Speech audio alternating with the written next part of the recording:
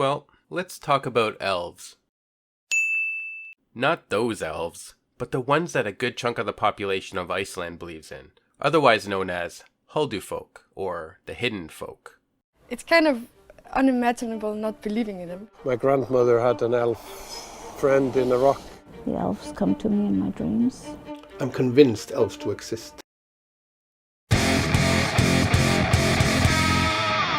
A 2007 poll found that 37% of Icelanders believe that elves possibly exist, 17% found their existence likely, and 8% definite. In 2010, quote, Arne Johnson, a member of Iceland's parliament, flipped his car on the highway. The accident sent the vehicle tumbling 40 meters down a cliff. Johnson, remarkably, was largely unharmed. He attributed his survival to three things: angels, luck, and, this being Iceland, elves. Johnson's car landed next to a large boulder, which an expert later told him was home to 3 generations of a single elf family. To thank them for sparing him, Johnson had the 30-ton rock moved to the front lawn of his home last week. The expert told him the elves wanted an ocean view, and possibly some grass to raise sheep on. End quote. But where did belief in elves begin for Icelanders? Well, to learn that, we're going to have to take a trip in the Pink Dragon Wayback Machine.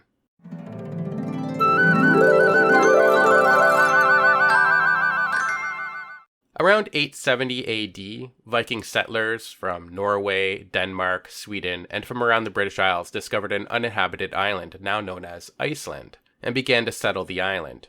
DNA analysis of modern Icelanders showed that about 60% of the female inhabitants were of Celtic origins, many of which were likely slaves of the Norse settlers. And a study reported on in 2018, which analyzed the genomes taken from 25 ancient Icelanders who were buried across the island, confirmed that many of the women were, quote, taken by Norse Vikings from Ireland and Scotland before they put down roots on the North Atlantic island, end quote.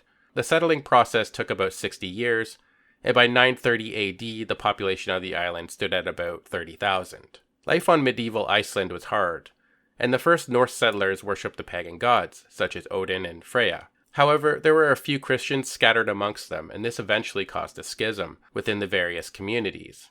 In order to end the fighting, the Althing, which was, and still is, the national parliament of Iceland, declared Christianity to be the official religion of Iceland. The population of Iceland has always been superstitious, and this was likely due to the often brutal living conditions and harsh environments found on the island. For example, inhabitants often practiced sorcery or witchcraft, and the spells used were often meant to ease conditions and improve the lives of the local inhabitants, such as spells that were supposed to raise the fertility of livestock.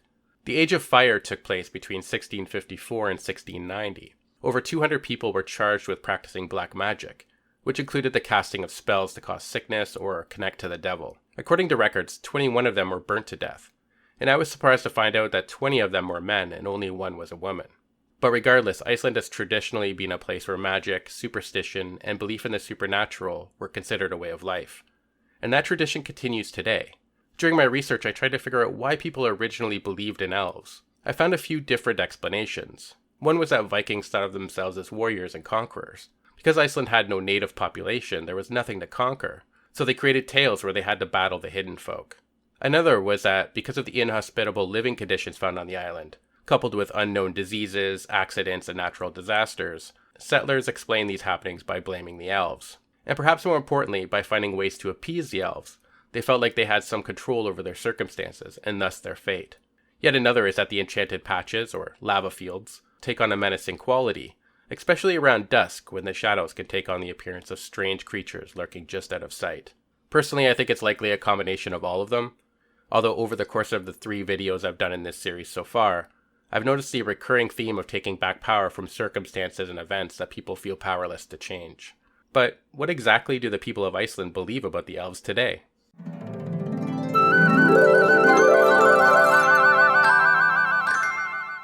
Well, belief in what elves may look like seems to vary. They can appear much smaller than a human person, sometimes being only a few centimeters in height, but they can also be up to 3 meters tall. They look very much like a human being, but they wear antiquated clothing and supposedly inhabit another dimension that borders on our own. They're also invisible most of the time, but can choose to show themselves to us. Elves frequently live in or around rocks, and while they're usually peaceful, if you disturb them or mess with their habitat, things can get ugly very, very quickly. So this house is called Bjarg, which means cliff in English. And the story behind the name of the house is that when they were building it in the 1920s, they were digging holes and using dynamite to explode the soil. And it's a common knowledge when elves live in the rocks. They just destroy everything if you try to disturb them. So all of a sudden all the tools were just breaking down. One guy broke his leg, and the driller, he had a dream about the elf queen. And she came to him and asked him really gently just to protect the Bjarg, to protect the cliff. And he woke up with an epiphany and said, yeah, we should not do anything more. We just build the house around the cliff. And there are sites around the island that you're not allowed to build on. Unless, of course, you are able to find someone who has a third eye and is able to see elves and negotiate on your behalf. Are you saying that this project is running 2 years late? Possibly because of elves. It could be. The look of a journalist trying to remain open-minded. Surely the government body overseeing Iceland's infrastructure projects can't take all of this elf rubbish seriously. Is it government policy or possibly government custom to take into account potential elf habitation when putting in roads and that sort of thing? We are not going to look at a line for a road and think maybe there are elves there or there or there. It's more like if something comes up. And come up it has. In 2013, the government allowed a new road to be delayed by apparently invisible elves inside one giant rock. And this is after the elves gave permission. Yeah, I mean, our elf lady who told us that this was probably a chapel and there were elves living there, she said. So yeah, you get the idea. Elf belief is very much interwoven with the culture and taken seriously by the natives. However, I do want to quickly point out that Icelanders sometimes complain that our mainstream media overemphasizes the impact that elf belief has on the day-to-day lives of the inhabitants. And I've tried not to duplicate that mistake here. For some Icelanders, belief in elves is just a way to remind themselves that nature matters. For example, quote, Simpson believes the extremely poor and isolated life of the 17th and 18th century settlers only enriched the detail of the initial stories. Icelanders naturally imagined the elves living the comfortable and extravagant existence that everyday people longed for. Commonly, boys would encounter elves in the hills feasting at a time in the country's history when having a decent meal was uncommon. The modern stories have changed course though, according to Simpson, and now elves serve as a kind of reminder of an older existence, before cities, industry, and other developments began leaving a permanent imprint on the island. They stand now maybe for the good simple old ways. Bjornsson speculated that the stories are used to express a sort of primitive environmentalism. In a way, they represent a special connection with the natural landscape that is otherwise difficult to articulate. End quote. For others, they say that they just like the idea of hidden people and think that believing in them is harmless fun. But whatever the case, there's no denying that belief in elves matters, at least to Icelanders. If you enjoyed this video, please like and share. If you're able, support on Patreon is always greatly appreciated, and the funds help me pay for things like the stock photos I used in this video, as well as upgrades to equipment and so on. These videos are rarely monetizable, they take a lot of time and effort to make, but I enjoy it immensely, and I hope you enjoyed watching it.